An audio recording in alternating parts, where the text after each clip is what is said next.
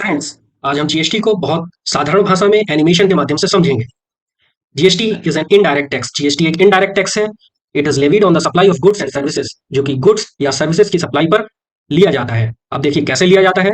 ये देखिए एक सप्लायर है और ये एक बायर है। सप्लायर जो कि गुड्स या सर्विस की सप्लाई करता है बायर को, तो बायर सप्लायर को गुड्स और टैक्सेस का पेमेंट कर देता है। ये सप्लायर गवर्नमेंट को पैसा कैसे जमा करेगा? इस टैक्सेस का पैसा गवर्नमेंट को सप्लायर अपना रिटर्न्स और चालान के माध्यम से जमा करेगा, जो कि मंथली रिटर्न्स या क्वार्टरली रिटर्न्स के माध्यम से गवर्नमेंट को जमा कर दिया जाएगा। तो आइए समझते हैं आगे जीएसटी के टाइप्स क्या हैं। Types of GST: CGST central GST, SGST state GST, IGST inter state GST, union territory GST और कंपेंसेशन सेस। इसे हम एक एक करके समझते हैं। सीजीएसटी, एसजीएसटी या यूनियन टेरिटरी जीएसटी, ये क्या है और ये किस पर लगता है? Intra state supply of goods और सर्विस, मींस किसी गुड्स या सर्विस की विद इन स्टेट सप्लाई होने पर ये लगाया जाता है। अगर किसी गुड्स पर या सर्विस पर रेट ऑफ जीएसटी 18% है तो 9% सीजीएसटी और 9% एसजीएसटी होगा। अगर वो यूनियन टेरिटरी है, 9% जीएसटी यूनियन टेरिटरी का लगा दिया जाएगा। आइए देखते हैं टैक्स इनवॉइस के माध्यम से। देखिए यहाँ पर गुड्स का वैल्यू जो है वो 1000 रुपए है, तो सीजीएसटी 9% के हिसाब से 90 रुपए हो गया।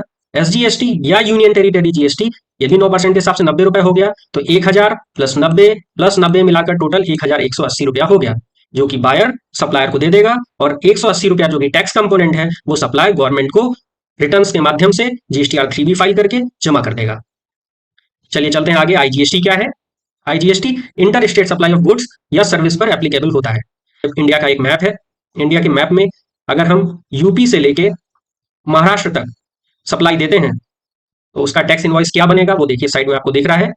सेम गुड्स वैल्यू अगर 1000 रुपए है तो उस पर आईजीएसटी 18% लेवी होगा। यहाँ पर सीजीएसटी, एसजीएसटी या यूनियन टेरिटरी जीएसटी नहीं लगेगा, क्योंकि ये एक इंटर स्टेट सप्लाई है। इंटर स्टेट कैसे है? उत्तर प्रदेश से सामान या सर्विस महाराष्ट्र जा रहा है, महाराष्ट्र सप्लाई हो रहा है। ऐसे ही किसी एक स्टेट से, जैसे जम्मू कश्मीर से कोई भी सप्लाई राजस्थान होगी तो भी वहां पर आईजीएसटी एप्लीकेबल होगा, या मध्य प्रदेश से कोई सप्लाई तमिलनाडु होती है तो भी वहां पर आईजीएसटी एप्लीकेबल होगा और इसी तरह का इनवॉइस काटा जाएगा।